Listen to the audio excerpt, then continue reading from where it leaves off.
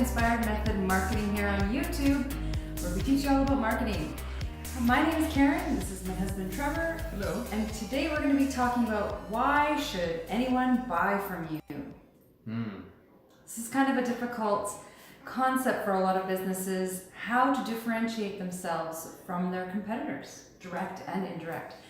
So innovation isn't a tactic, it's a religion. And that was Gary Vaynerchuk who said that. 86% of buyers would pay more for a better customer experience. What? That is crazy. So you're going to pay a So lot true. more for better customer experience? I guess that's the reason why people like staying at the Ritz-Carlton or the Four Seasons as opposed to the Super 8 or the Best Western. No offense, but there's a reason why there are $100 hotels and $1,000 hotels per night. So true. So product differentiation is one of the most difficult things for new businesses to figure out, especially if, let's say, you're the 2000th plumber or electrician or dentist on the block. So knowing your unique differentiation factor that brings you to the marketplace and what people will want and be glad to pay for is super critical in long-term growth and in initial success for your business. So true. So why is it important to have clear market differentiation?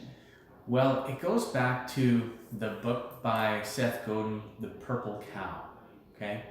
So if you're not familiar with that book, in that book, The Purple Cow, he starts off the book talking about a drive that he was taking his family on in France.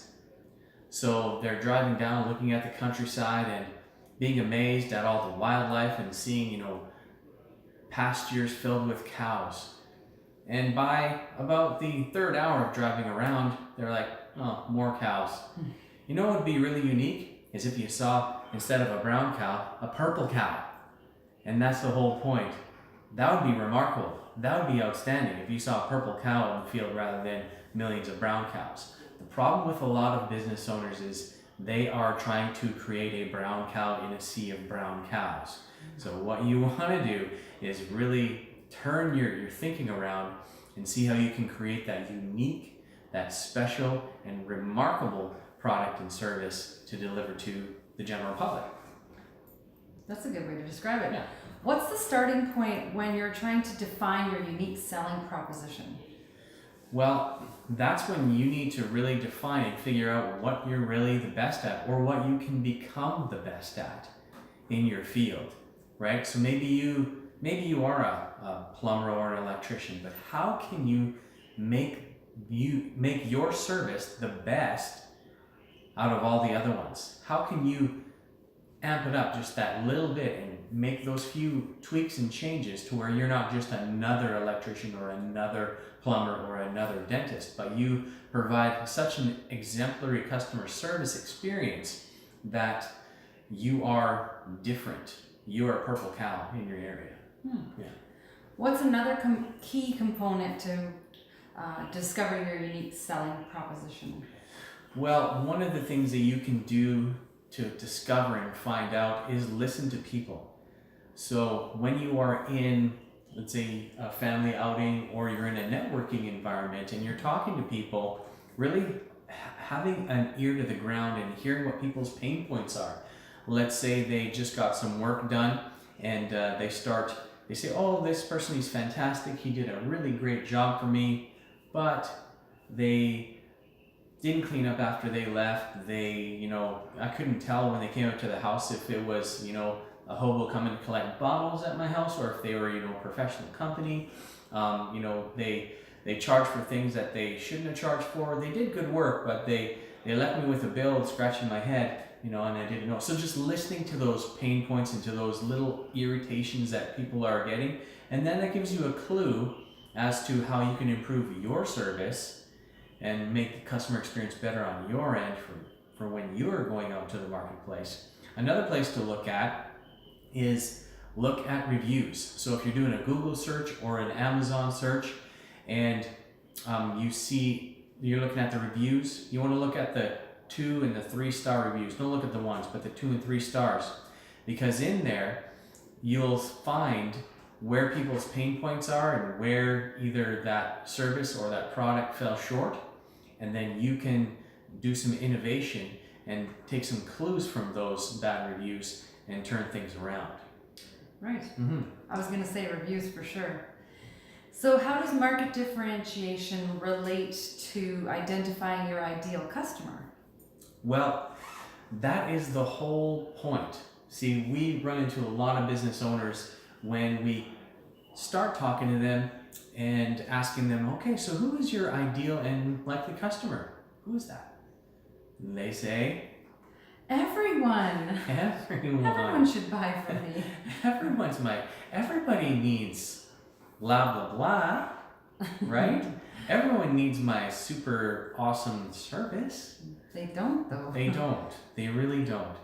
So what you have to do is really narrow down who that buyer is. So what is the smallest viable, so not just smallest audience, but smallest viable audience that will use your products and services.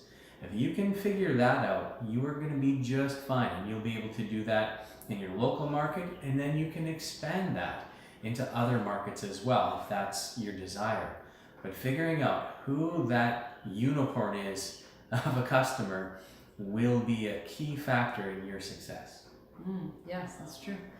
So, in your opinion, what is the most effective differentiator? The most effective one and most memorable is service.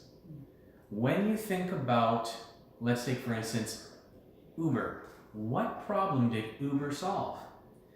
It solved the transportation problem of people who had to take taxi cabs. Why? Because taxi cabs are very expensive. They charge you $5 just to sit in the cab.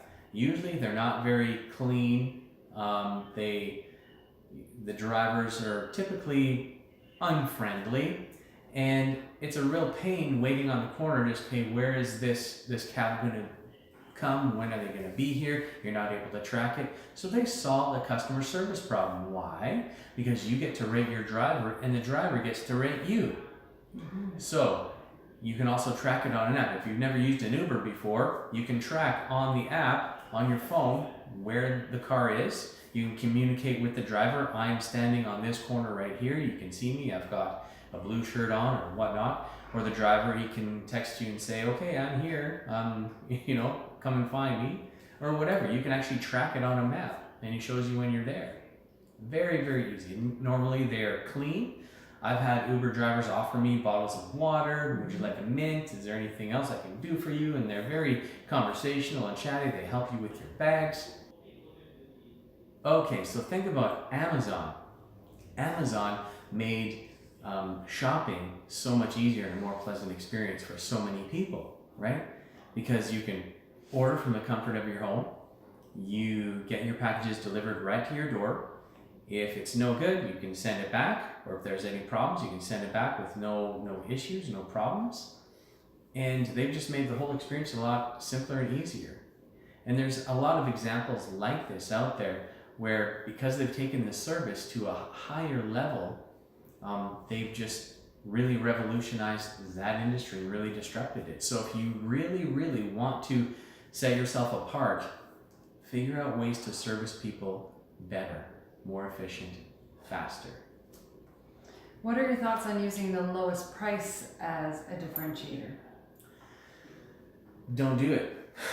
Do not try and be the lowest price, because there will always be someone trying to outdo you. You're not Walmart, okay?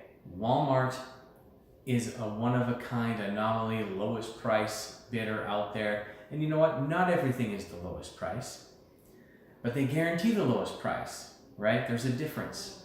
So they might have their loss leaders to get you in the store, and they've done such a great job of marketing, they tell you that everything is the lowest price. But really, if you're trying to compete on price, you're going to lose, and you won't be in business very long. Now, if anything, I would do my best to try and make your price as high as possible to your smallest viable audience, because then there's that thought of prestige, in buying your product or service, and just quality. People associate a higher price with better quality. So even if your service level or your attire when you're going into a place to work is a little bit better, but you charge, let's say, 20 or 30% more than your competitors, for example, people would associate a higher price with better quality and better service. So I would tend to try and price myself a little higher than a little bit lower. Yeah. So how can a business owner use digital to differentiate themselves? So making sure that you are using it, because there's so many businesses out there, even today, that aren't on top of their website. They're not using any social media strategies. They are not advertising online. They're not getting Google reviews, and they're not adding content to their website on a regular basis. So they're not doing the small things that can be done every single day in order to improve your digital presence. And then from there, I mean, you can create apps, you can make it easier to communicate back and forth with your clients, whether using a chat bot or some type of a messaging service, so that when people are contacting you, they get an answer right away to their most basic questions. That's some ways you can definitely use digital to enhance your service. Nice. Yeah. Well, thanks so much for joining us today. We hope that you've learned something new about how to differentiate yourself, and not just by having the lowest price, but really finding that unique selling proposition to make you stand out in a crowded marketplace. Don't forget to subscribe to our channel, and of course like this video if you liked the content and you got some helpful advice, and visit us again for the next video. Bye.